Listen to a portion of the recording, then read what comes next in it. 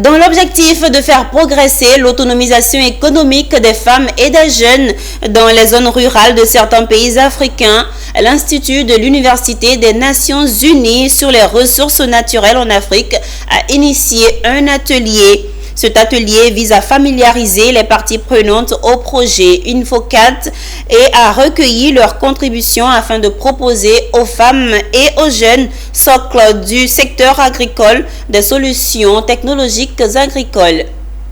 Les femmes contribuent de manière significative aux économies agricoles et rurales des pays en développement en apportant 50% de la main-d'œuvre selon le FAO. Malheureusement, la plupart de leurs activités sont réalisées à la main, faute de mécanisation. Comment faire afin que cet apport des femmes et des jeunes soit plus bénéfique avec à la clé des technologies respectueuses de l'environnement? C'est à cet exercice que les femmes productrices, des acteurs du secteur agricole, des ministères et des institutions de la sous-région se consacrent. À travers cet atelier, les parties prenantes vont se familiariser au projet InfoCat et à recueillir leurs contributions pour une meilleure adéquation entre produits de la recherche et besoins des décideurs en matière de promotion des solutions technologiques agricoles propres auprès des petits exploitants agricoles. L'initiative est à l'actif de l'UNU-INRA, Institut de l'Université des Nations Unies sur les ressources naturelles en Afrique, basé à Accra au Ghana et placé sous la présidence du ministre de la Femme, de la Famille et de l'Enfant, représenté par son directeur de cabinet, Moussa Diarra Souba. Ce programme spécifique, c'est une étude.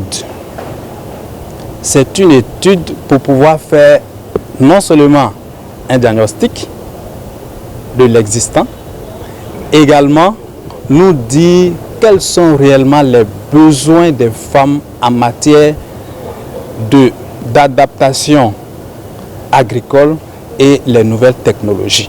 Ce projet vient en point nommé justement pour aider les femmes à améliorer leur productivité et surtout aussi c'est pour les aider à alléger leurs tâches.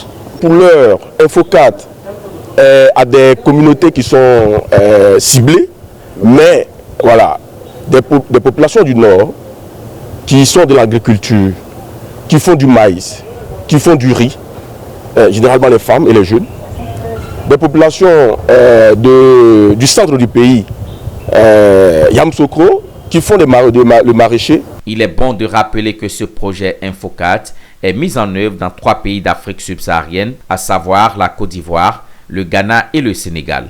L'équipe de l'unité opérationnelle de l'UNU-INRA CIRES assure la coordination de la partie Côte d'Ivoire.